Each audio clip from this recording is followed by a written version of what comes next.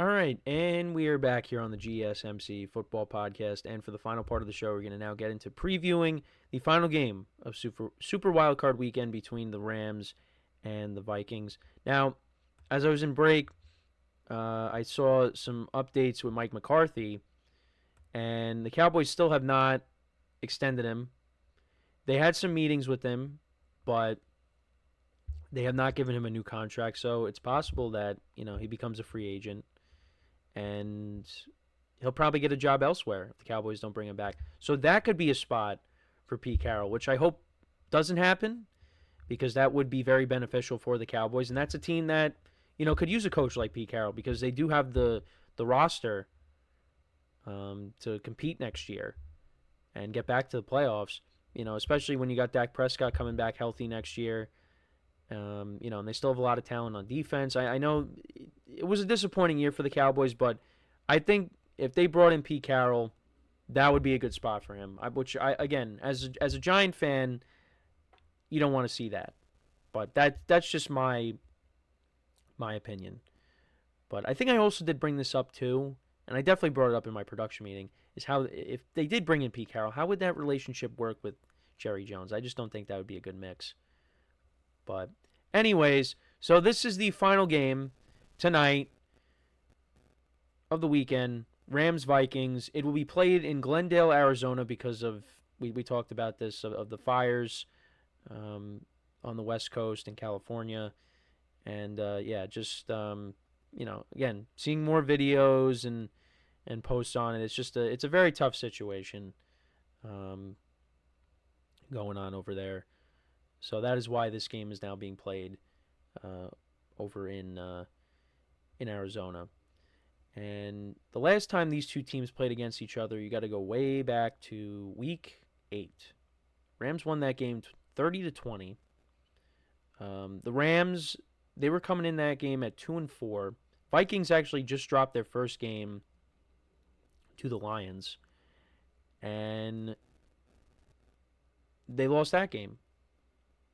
The Rams ended up getting Cooper Kupp and Puka Nacua back for that game, and they looked like a completely different offense.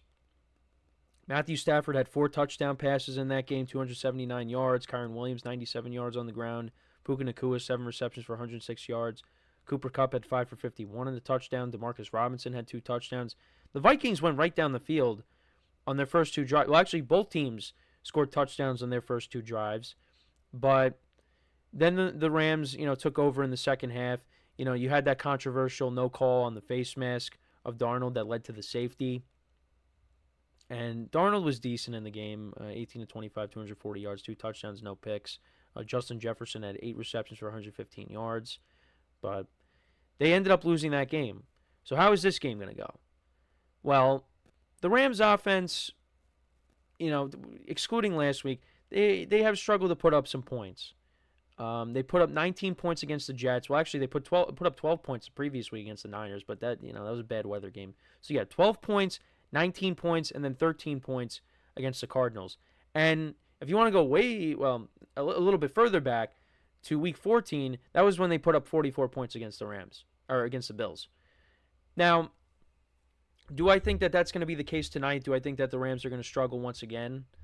My answer is going to be no. I think the Rams offense will have a good game tonight. They're going to have to. Now, they're playing in a different venue. And we had some conversations about this. Because the game is being moved, how is that going to affect the game? Well, to be honest, I don't think it's really going to affect the game at all. Because even if they were playing in SoFi Stadium, that stadium will be filled with Vikings fans. And I think that's what happened when we had the first game between these two teams, and the Rams won that game. So I don't think it's going to be that much of a difference, if I'm being completely honest. Now, the Vikings are coming in off of a performance last week that was not great. It was for the division. Sam Darnold did not play well in that game. Was under pressure a lot in that game as well. Lions defense really got to him, but also he missed a lot of throws. He missed guys in the end zone. Did not have a good game. So he's going to want to come out and, have a redemption here. And especially against a team that, he lost to already this year in the Rams. And, the Vikings, look, they got playmakers all over the place. The Rams defense, that's a unit that has played better as well as the season has gone along here. And, on the offensive side of the ball, once the Rams got their playmakers back, they were off and running. And they were in the playoffs once again as division champs. Now, the winner of this game plays the Eagles. Now, we already saw the Rams play the Eagles this year, and the Eagles dominated, and Saquon Barkley had 240 yards rushing in the game, I believe. The Vikings, we haven't seen them match up against the Eagles. So that's who the winner of this game will match up against. But we'll talk about that, when this game concludes and we have a winner. But I think both defenses, they're both solid units going into this game. I don't think did the Vikings get to Stafford at all? I feel like they had no sacks of Stafford in the game. So go back to the game again. The Vikings defense, they didn't get to Stafford at all. I think that's going to be different tonight. I think they'll get to Stafford. They actually almost got to him on the Cooper Kupp touchdown, but he was able to avoid it and get it to Kupp. Rams defense had 3 sacks of Darnold. I think really it's going to come down to, for the Vikings, it's going to be how well Darnold plays. If Darnold does not have a good game, I don't think they have a chance. Because again, you saw the game last week against the Lions, it was close. It was 10-9 in the third quarter, and then all of a sudden the Lions just pulled away. The defense, despite Darnold's struggles, kept them in the game. And Darnold and the offense just could not get anything going. They went for it on fourth down a couple times. They didn't get it. So, it could have been a different game. But Darnold has to play better. And makes me wonder what's going to happen if, he doesn't play well in this game. Are the Vikings still going to offer him a contract? I mean, I think he's played well enough where, you still give him a contract, but it's just, $40 million? It's tough. And I went back because of how this weekend went, because a lot of the guys that got paid this offseason, when looking at quarterbacks, some of them, made the playoffs. A lot of them missed the playoffs. And I think the top 5 highest paid quarterbacks combined, no playoff wins. No playoff wins. I wanted to get into that. At some point this week, I wanted to discuss that because it's amazing how a lot of these guys got paid and none of them made the playoffs. Or they made the playoffs and they didn't win a playoff game. Because Jordan Love was one of those guys. He ended up losing. So I wanted to get into that as well at some point because I just think it's fascinating how, you see, you look at the names and missed the playoffs, made it but didn't win a game. So, and now look at Sam Darnold. He could be someone that is going to get a big contract, and whether it's with the Vikings or if he goes elsewhere, I don't know if I want to do that. Now, unless you're the Vikings, but if he goes elsewhere and you're a team that's desperate for a quarterback, you're going to pay Sam Darnold $40 million? Because whatever situation he goes to, unless he's going to the 49ers next year, if they don't want to pay Purdy, which we'll have to keep an eye on that.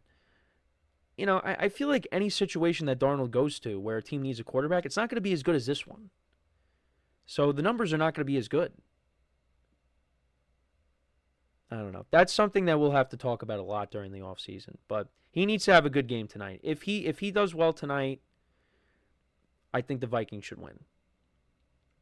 I'm leaning towards the Vikings in this game. I think, that game against the Lions left a bad taste in their mouths. I think they're going to come out, play a good game. I think they'll get to Matthew Stafford. And I think it's going to be a competitive game regardless. But I think the Vikings will come out on top. Everybody, I shouldn't say everybody, but people are leaning towards the Rams just because of how poorly Darnold played. Now, if Darnold goes out there and he ends up not playing well once again, it is what it is. But I do like the Vikings tonight. I think they get revenge on the Rams from that Thursday night loss, and they move on. I'll say maybe it's like a 27-23 ball game, something like that. I think it'll be a good game tonight. But like I said, the Rams, they've kind of struggled to put up points in recent weeks. I think that'll be different tonight. But we'll see. We'll see what happens. We'll see how the Vikings deal with Puka Nacua and Cooper Kupp. But let me know what you guys think about this game tonight. Who do you think wins? Let me know in the comments. So, yeah, we didn't get to all the games today just because there was other news that dropped, this weekend and before the weekend. Obviously, I also want to get into talking about the Ohio State-Texas game. That'll also be something we cover this week. And we'll have to preview the national championship game as well between Notre Dame and Ohio State. That is what we will be getting next Monday. So a week from today is the national championship game. So, yeah, and then, of course, we'll preview the divisional matchups as well. We'll kind of get into, where the losing teams from this weekend in the wild card round, where they go from here, and some other stuff as well. Maybe some more news drops throughout the week that we can get into and discuss. But, yeah, that is pretty much it for the show for today. Thank you guys for tuning in. Make sure to check out all the other shows as well. Get their perspectives on the games from this weekend. Let's just hope that, next weekend we have better games. Because, I thought maybe we were going to get some good games. So far, we really only got one good game. That was it. And that was the Buccaneers-Commanders game, which is what we opened with. But everything else, we got a couple of blowouts in there. Just not the best football that we saw. I was a little disappointed by the games that we got. And the game that I ranked at number one as the game I was most intrigued by, that ended up being a blowout as well. But it is what it is. Next weekend is usually, labeled as the best weekend in the NFL when it comes to divisional weekends. So, I think it'll definitely be better, but we can only hope. So, make sure to check out all the other shows. And make sure to leave a like, comment, and subscribe to the video. And as always, I'm Kenneth Grunfelder signing off from the GSMC Football Podcast brought to you by the GSMC Sports Network. Have a good day. Enjoy the game tonight, and I will talk to you guys tomorrow. Take care.